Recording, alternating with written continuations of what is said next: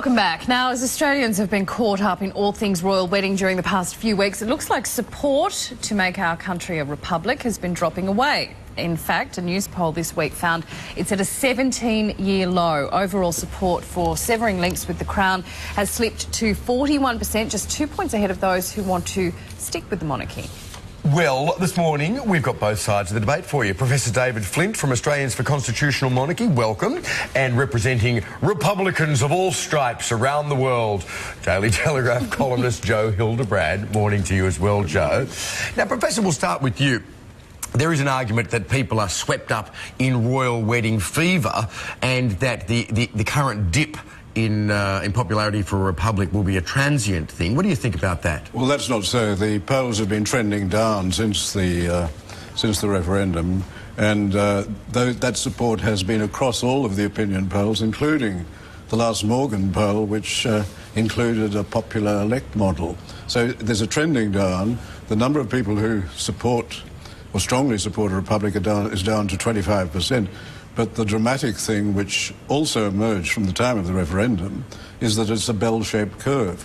Mm-hmm. You've got a strong support, reasonable support in the middle-aged, but at the two ends, both the aged and the young are not that interested in a republic, and that's a time bomb for the Republicans. And I think the long-term trend will be it'll go further down, because once a model is announced, then that collapses even further. Yes, yeah. So, well, that was the problem last time, wasn't it? The statistics are a little bit hard to read, actually. It says 41% of people want to sever links with the royal family. So that's only 41%, down from whatever it was, 55 or whatever. But then it says those opposed to cutting the royal link, i.e. those in favour of the monarchy, has risen to 39%. So you've got 41% opposed, 39% in favour. How do you actually read that? Well, I think you've also got to take into account the uncommitted, and these include a large number of people who don't want to discuss this because it's unfashionable to be a monarchist. You can see the different way we're dressed. Every time someone says unfashionable, they look at me. Yes, I don't know how we bring fashion into it. It's David says a time bomb for Republicans. Does that concern? Yeah, it is. Look, actually, this is quite awkward, but I was a Republican yesterday, but after seeing the wedding, I mean, you know, you saw how pretty she looked. You can't say no to that. And you saw that little dress where she looked like a reindeer. Was it Beatrice or Eugenie? I always get them mixed up. But I want her to be queen one day. Can we pick them? Oh no, we can't pick them because they haven't been born in the right spot. Yeah, look. It is awkward. I think with the polling, it's interesting because I noticed that even when support for the Republic was at 52% or 55%, we still didn't get one because the vote was rigged. So I don't think it really matters how popular it is or not. And given the fact that we're talking about a bunch of people who aren't even elected in the first place, I don't think it really matters. But I mean, no one voted for them anyway. They didn't get 51%. So we might as well just go to a Republic with the Greens vote. You know, you can have, call it 16%, call it 12%. And why was Jerusalem being sung at the wedding anyway? Yeah. I mean, I don't think that would never happen in Marrickville.